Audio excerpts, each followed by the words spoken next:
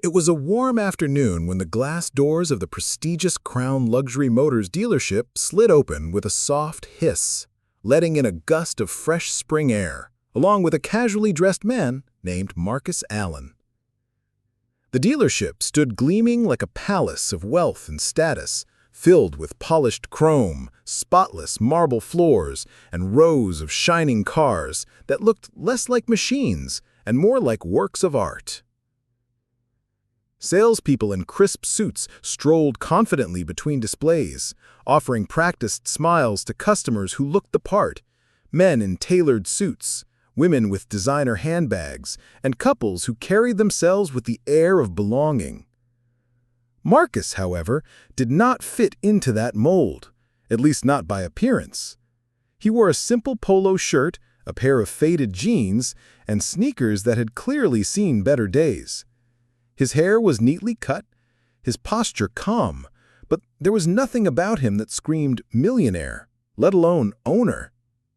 To the staff on duty, he appeared to be just another passerby, maybe even someone who had wandered in by mistake.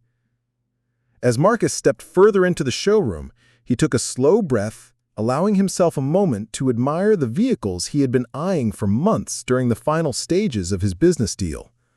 A sleek black Aston Martin, parked in the center beneath a spotlight, caught his attention. The paint reflected the ceiling lights like a mirror, its body a perfect balance of aggression and elegance. To Marcus, this wasn't just a car. It was a symbol of how far he had come, a reminder of the years of hard work that had brought him to this very moment. He felt a quiet pride in his chest, but before he could get lost in the thought, a sharp voice cut through the air like a blade. "Excuse me, sir, can I help you with something?" The tone was not welcoming. It came from Rebecca Harris, the dealership manager. She was a woman in her late 40s, impeccably dressed in a tailored navy blue suit that announced authority before she even spoke. Her hair was tied back in a tight bun, her heels clicked against the marble floor with every step, and her eyes narrowed the moment they landed on Marcus. Her smile was polite, but it carried an edge, one that suggested suspicion rather than hospitality. Marcus turned to face her, his expression calm, almost unreadable. "Just looking around," he said evenly, his voice measured and polite. Rebecca crossed her arms, tilting her head as if she were studying him under a microscope. "This isn't exactly a browsing kind of place," she replied with a thin smile. "These cars are quite expensive. Most people who come in here usually schedule an appointment first." The implication hung in the air like a storm cloud. Marcus raised his eyebrow, his lips twitching in the faintest trace of amusement. He knew exactly what was happening. He had seen this before, too many times, in too many places. A stranger takes one look at his skin, his clothes, his demeanor, and immediately decides he doesn't belong. "I understand," Marcus said calmly, his eyes drifting back toward the Aston Martin. "Still, I'd like to take a look." Rebecca's polite mask began to crack. She shifted her weight, clearly impatient, clearly uncomfortable with his presence. "Perhaps it would be better if you tried one of the dealerships down the road," she suggested, her tone dripping with condescension. "I'm not sure we have anything in your price range." A couple standing nearby, an older man in a tailored gray suit and his wife dressed in pearls, glanced over at the exchange. Their eyes lingered on Marcus briefly, then shifted back to the car they were inspecting, as if silently agreeing with Rebecca's judgment. The sales staff, who had been circling like sharks looking for their next deal, suddenly seemed to evaporate, avoiding Marcus altogether. No one offered him a catalog. No one asked him what he was interested in. It was as if Rebecca's disapproval had cast a silent order. "He's not worth your time." Inside, Marcus felt the familiar sting, not of rejection, he was long past that, but of recognition. Recognition of a pattern that seemed to follow him everywhere, no matter how successful he became, no matter how many barriers he broke. The world had a way of reminding him again and again of the box it wanted to keep him in. But Marcus was not a man who bowed easily. He had built his empire from nothing, surviving betrayal, debt, and countless sleepless nights to arrive at this very moment. He had learned that dignity wasn't something others gave you. It was something you carried with you, even in the face of arrogance and prejudice. So, instead of arguing, instead of raising his voice, Marcus simply smiled. A quiet, knowing smile that unsettled Rebecca more than anger ever could. "I think I'll stay a little while longer," he said softly. Rebecca's jaw tightened. She didn't like being challenged, especially not by someone she had already dismissed as unworthy. "Sir," she said firmly, lowering her voice as though scolding a child, "I don't think you understand. This dealership is reserved for serious buyers. We can't have people loitering around, making our other clients uncomfortable." The word loitering struck Marcus like a slap. He knew what she meant. She wasn't worried about other clients. She was worried about him, about the color of his skin, the casual way he dressed, the quiet confidence that didn't fit her neatly constructed image of wealth. Before Marcus could reply, one of the salesmen, a young man named Brian, stepped in hesitantly. He had been watching the scene unfold, discomfort plain on his face. Ms. Harris," he said carefully, "maybe we should let him look around. Who knows, he could—" Rebecca cut him off with a sharp glare that froze the words in his throat. "Thank you, Brian. I'll handle this." Her eyes returned to Marcus, cold and dismissive. "Sir, I'll have to ask you to leave now." For a moment, silence filled the showroom. The other customers shifted uncomfortably, pretending not to watch, though every eye was secretly glued to the confrontation. Marcus stood there, his hands casually tucked into his pockets, his expression calm, almost amused. He studied Rebecca as if she was the one under the microscope, as if he were silently measuring her worth, her patience, her humanity. Finally, he spoke. "Are you sure you want me to leave?" Rebecca scoffed, her confidence swelling in the silence. "Yes, I'm sure. You don't belong here." And that was when Marcus's smile widened, the kind of smile that carried both amusement and quiet power. He reached into his pocket, pulled out a sleek leather folder, and opened it with deliberate slowness. Inside was a set of documents, neatly arranged, with the Crown Luxury Motors logo embossed at the top. He held them up for Rebecca to see, his eyes never leaving hers. "You might want to take a closer look," he said calmly. Rebecca blinked, her confidence faltering for the first time. She leaned in, her eyes scanning the papers, and then her face drained of color. The documents bore the official seals, signatures, and legal confirmations that marked Marcus Allen as the new owner of Crown Luxury Motors. The dealership that she had run with such pride, the empire she thought she commanded, now belonged to the very man she had just tried to throw out. The silence that followed was deafening. The couple in pearls gasped audibly. Brian, the young salesman, let out a soft whistle, his eyes wide with disbelief. The other employees froze in place, their faces a mixture of shock, embarrassment, and fear. And Rebecca? Rebecca stood rooted to the spot, her hands trembling slightly, her lips parted as if searching for words that refused to come. Marcus, however, did not rush her. He simply waited, calm and collected, letting the weight of the revelation sink in. He had no need to raise his voice. The truth was louder than anything he could have said. Finally he spoke again, his voice quiet, but carrying through the entire showroom.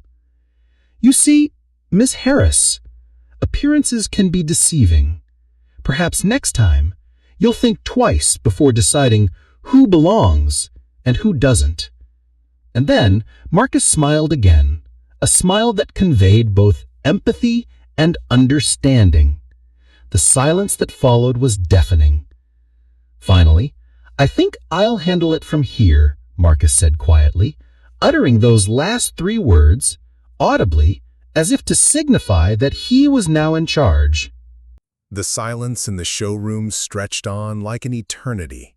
Every second that passed seemed to magnify the weight of Marcus's revelation, pressing down on Rebecca and echoing across the glossy marble floor. The once bustling dealership, which only moments before had been alive with chatter, the faint smell of polished leather and the hum of admiration from customers, now felt like a courtroom after a verdict had been delivered. All eyes were locked on Marcus, the man they had dismissed, underestimated, and quietly judged.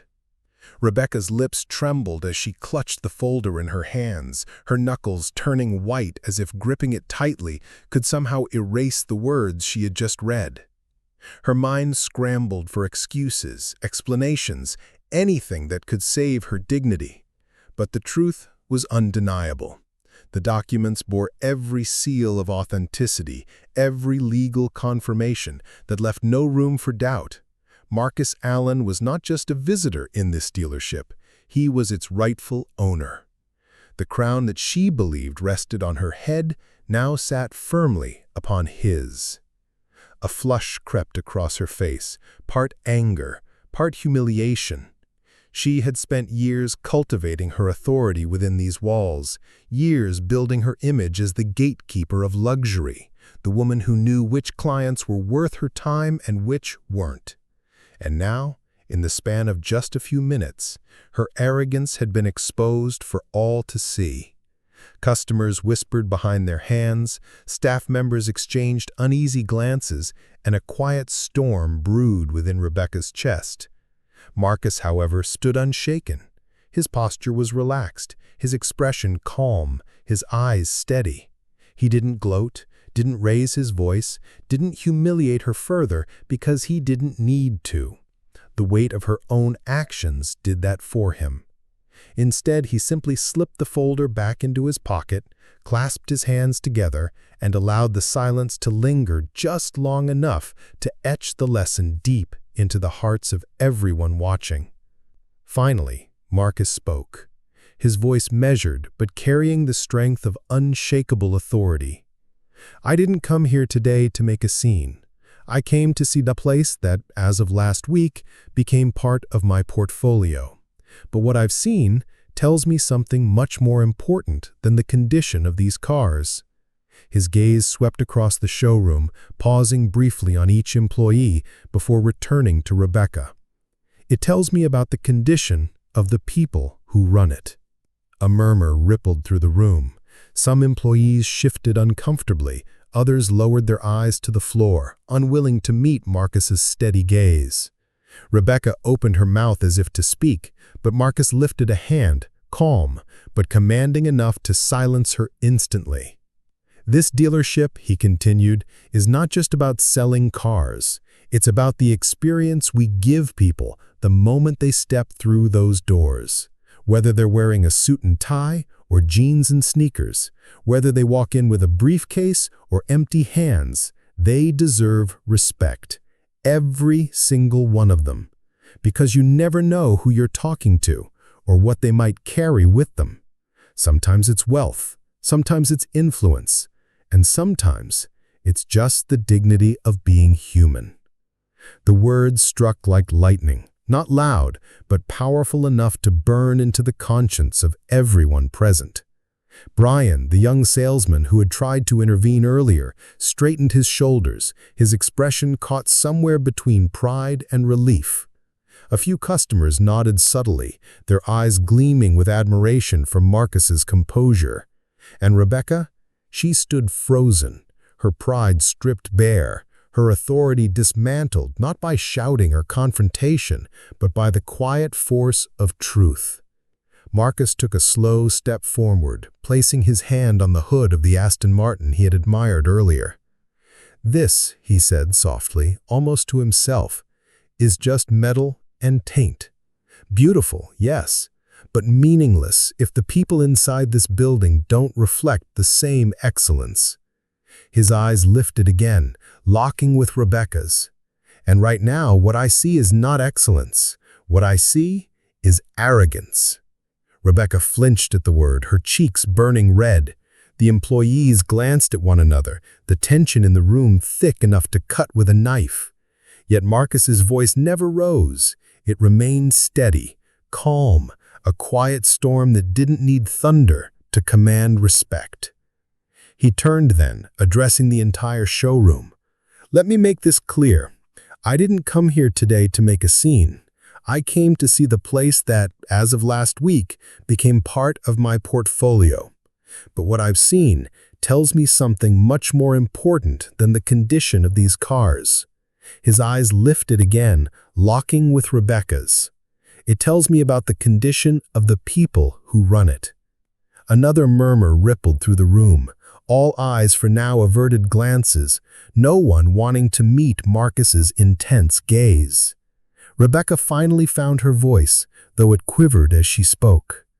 "Mr. Allen, I didn't realize." But Marcus cut her off gently, his tone firm but not cruel. "That's exactly the problem. You didn't realize, and you didn't care to, because you thought you already knew everything you needed to know about me the moment you saw me. That's not just poor judgment, it's dangerous. It poisons the culture of this place, and I won't allow it to continue." The finality in his voice left no room for argument. Rebecca lowered her eyes, shame flooding her faces. For perhaps the first time in years, she felt small, not because Marcus had belittled her, but because she had belittled herself by allowing her prejudice to dictate her actions.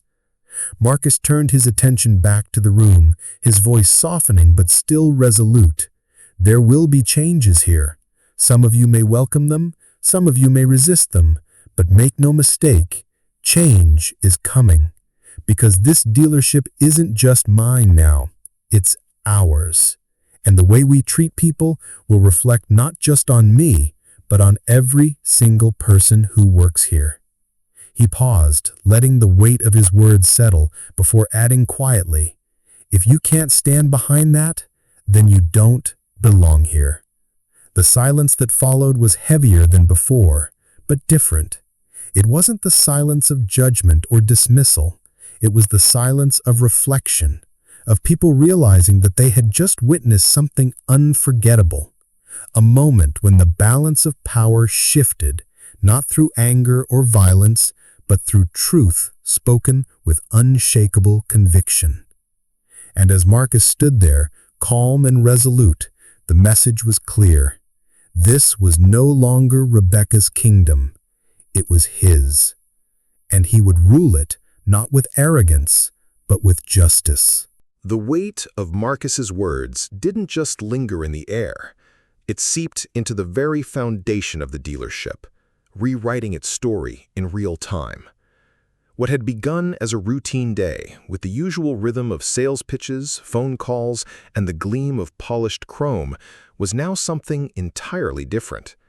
It was the dawn of a new era, and every person inside those walls knew it.